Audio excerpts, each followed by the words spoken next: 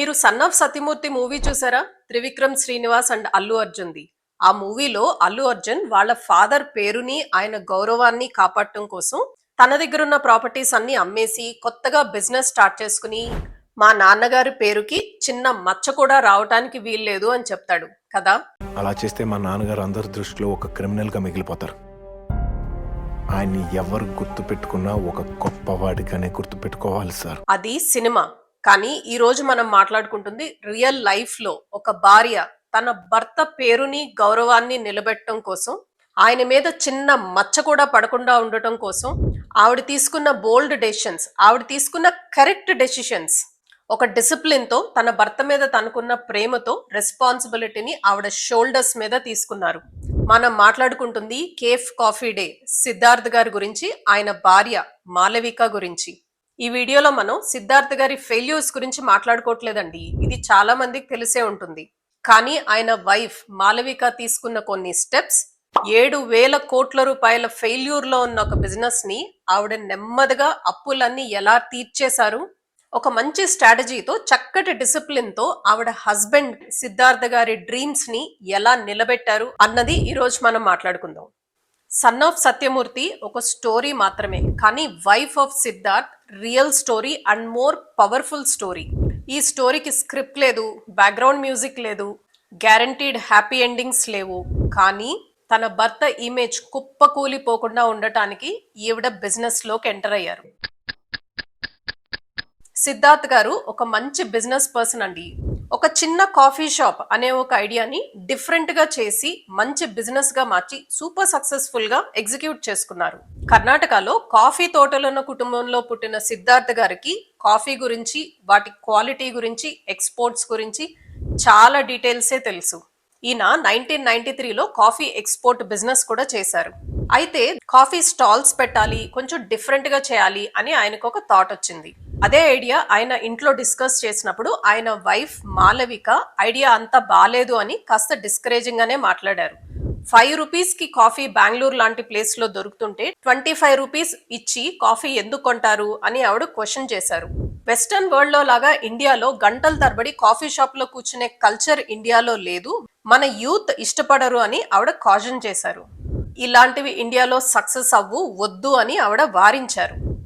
కానీ సిద్ధార్థ్ గారు ఆయన ఐడియాని చాలా స్ట్రాంగ్ గా నమ్మారు. ఇండియాలో యూత్ కి కాఫీ షాప్ లాంటి ఒక చిన్న ప్లేస్ ఉంటే డెఫినెట్ గా సక్సెస్ అవుతుంది, ఇది కొత్త మోడల్ అని ముందుకెళ్ళటానికి డిసైడ్ అయ్యారు. సో 1996లో బెంగళూరులో బ్రిగేడ్ రోడ్ లో first coffee day shop open అయింది. భార్యాభర్తలు ఇద్దరు కలిసి వెళ్ళి ఓపెన్ చేశారు. అప్పట్లో లేని కల్చర్, ఈ కాఫీ షాప్ లో ఫ్రీ ఇంటర్నెట్, ఫ్రీ వైఫైని ప్రొవైడ్ చేయడంతో చాలా మంది యంగ్ క్రౌడ్ దానికి అట్రాక్ట్ అయ్యి వచ్చారు. సిద్ధార్థ్ గారు అనుకున్నదే నిజమైంది. Coffee day became India's youth unofficial office అయిపోయిందండి. స్టూడెంట్స్ వచ్చారు, ఇంజనీరింగ్ ప్రాజెక్ట్స్ అక్కడే కూర్చుని డిస్కస్ చేసుకునే వాళ్ళు, కొత్త బిజినెస్ ఐడియాస్ అక్కడ కూర్చుని డిస్కస్ చేసుకునే వాళ్ళు, ప్రేమ జంటలు వచ్చి గంటల తరబడి అక్కడే కూర్చునే వాళ్ళు, స్టార్టప్స్ కి మీటింగ్స్ లాంటివి కాఫీ డేస్ లోనే జరిగేవి. So coffee day super successful గా జరగడంతో 2005 కల్లా 200 అవుట్లెట్స్ ని ఓపెన్ చేశారు. ఆ అవుట్లెట్స్ 2011 అయినప్పటికీ 1000 outlets across the country open అయినాయి. కాఫీ డే పీక్ స్టేజ్ లో అంటే 2018 వచ్చినప్పటికి ఇండియాలో 200 సిటీస్ అండ్ టౌన్స్ లో nearly 1700 coffee day outlets open అయినాయి. మీకు తెలుసా 80% ఆఫ్ ఈ అవుట్లెట్స్ ని వైఫ్ అండ్ హస్బెండ్ ఇద్దరు కలిసి వెళ్ళి ఓపెన్ చేసేవారంట. ఆయనకేమో సిసిడి ఆయన డ్రీమ్ ప్రాజెక్ట్, ఆయన ప్రాణం. ఈవిడికేమో ఈయనంటే ప్రాణం.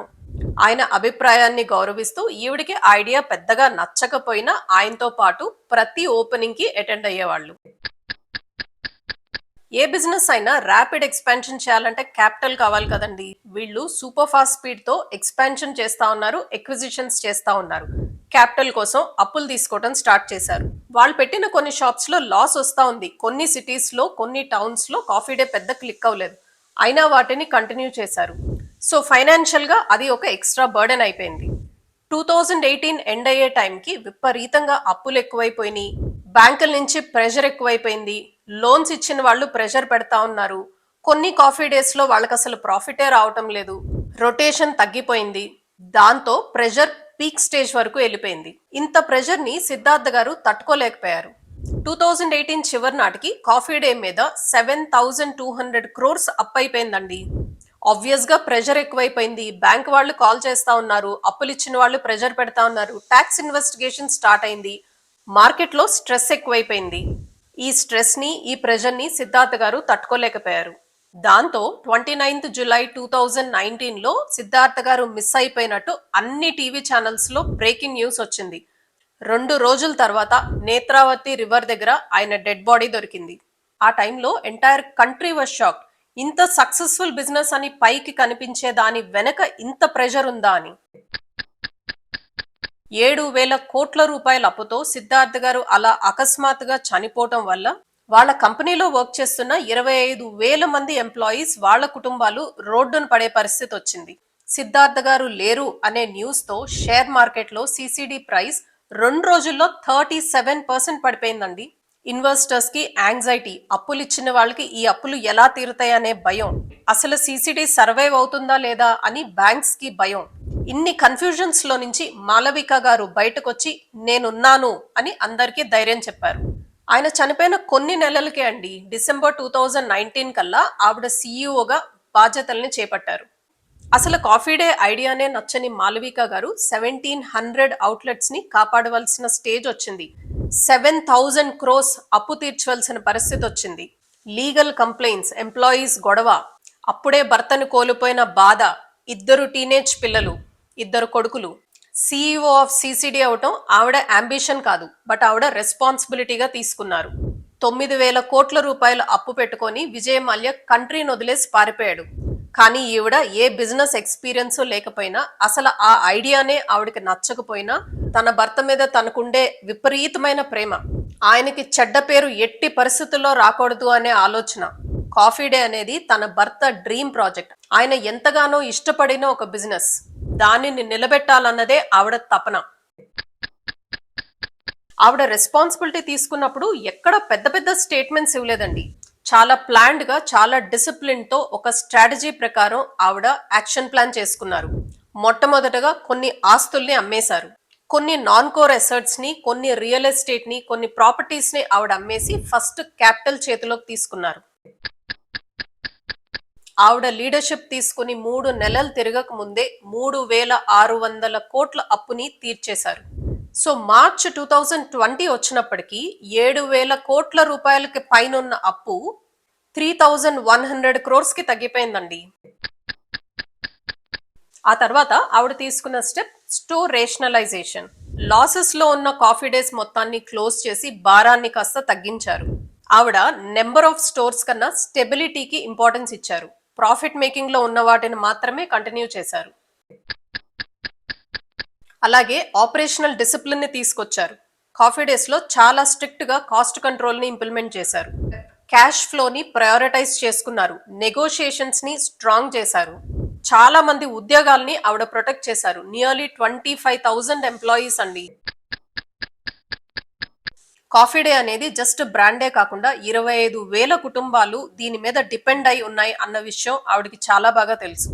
సో ఎంప్లాయీస్ అందరికీ ఆవిడ ఒక లెటర్ పంపించారు. మనందరం కలిసి కాఫీ డేని నిలబెడదాము అని, కాఫీ డే అప్పులు తీర్చేటానికి ఆవిడ కట్టుబడి ఉంది అని, కాఫీ డేని మూసివేయట్లేదు అని, రైట్ డైరెక్షన్ లో మూవ్ అవుతున్నాము, కాస్త టైం ఇస్తే అప్పులన్నీ తీర్చేసి మళ్ళీ మనందరం కలిసి కాఫీ డేని ప్రాఫిట్స్ లోకి తీసుకెళ్దాము అని ఎంప్లాయీస్ కి భరోసా ఇచ్చారు. అప్పట్లో చాలా న్యూస్ పేపర్స్, మీడియా ఛానల్స్ ఈవిడ్ని చూసి నవ్వాయండి. సిద్ధార్థ గారి వల్లే కాలేదు, ఈవిడేం చేస్తుంది అని. అయితే ఆవిడ స్పాట్ లైట్ కోసం చూడలేదు. న్యూస్ లో ఆవిడ హెడ్లైన్స్ అవ్వాలని ఎప్పుడూ అనుకోలేదు. ఆవిడ గోలల్లా కాఫీ డేని నిలబెట్టాలి. కాఫీ డేని నిలబెడితే తన హస్బెండ్ పేరు నిలబడుతుంది, ఆయనకి చెడ్డ పేరు రాకుండా ఉండాలి. ఇదొక్కటే ఆవిడ టార్గెట్. ఒక 3 years క్రిందట మాలవిక హెగ్డే గారు ఒక నేషనల్ టీవీ ఛానల్ కి ఒక ఇంటర్వ్యూ ఇచ్చారండి. అందులో ఆవిడ చాలా క్లియర్ గా చెప్పారు, తన భర్త సిద్ధార్థ్ గారు ఇండియాలో కేఫ్ కల్చర్ కి ఫౌండేషన్ వేశారని, ఆయన డ్రీమ్స్ ని ఫుల్ఫిల్ చేయటమే ఆవిడ రెస్పాన్సిబిలిటీ అని, రేపొద్దున ఆవిడ లేకపోయినా వాళ్ళ తర్వాత తరం అంటే వాళ్ళ పిల్లలు కేఫ్ కాఫీ డేని ముందుకు తీసుకెళ్లాలని, తన భర్త పేరు చిరస్థాయిగా ఉండిపోవాలని, ఒక ఫెయిల్యూర్ బిజినెస్ లాగానో, ఒక ఫెయిల్యూర్ బిజినెస్ మోడల్ లాగానో కాఫీ డేని ఎప్పుడూ ఎవరు గుర్తుపెట్టుకోకూడదు, సూపర్ సక్సెస్ఫుల్ బిజినెస్ మోడల్ అనుకోవాలని, సిద్ధార్థ్ గారి లెగసీ కంటిన్యూ అవ్వాలని ఆ ఇంటర్వ్యూలో ఆవిడ చెప్పుకొచ్చారు. స్ట్రెంగ్త్ అంటే ఇది కదండి. There is no drama, there is no noise. చాలా సైలెంట్ గా, చాలా స్టడీగా, చాలా స్ట్రాటజికల్ గా అడుగులేశారు. కొన్ని రిపోర్ట్స్ ప్రకారం ఇప్పటికి కాఫీ డేకి 450 నుంచి 500 కోట్ల వరకు అప్పుందండి. కాఫీ డేని పూర్తిగా ప్రాఫిట్స్ లోకి తీసుకొచ్చే నమ్మకం ఆవిడకుంది.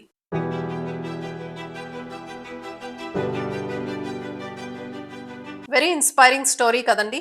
ఒకప్పుడు అసలు ఈ ఐడియా సేఫేనా అని క్వశ్చన్ చేసిన ఆవిడ బ్యాంక్స్ ముందు, అప్పులాళ్ల ముందు నుంచొని నేను ఈ డ్రీమ్ ని వదలను, దీన్ని సక్సెస్ఫుల్ బిజినెస్ చేసి తీరుతాను అని స్ట్రాంగ్ గా నిలబడ్డారు.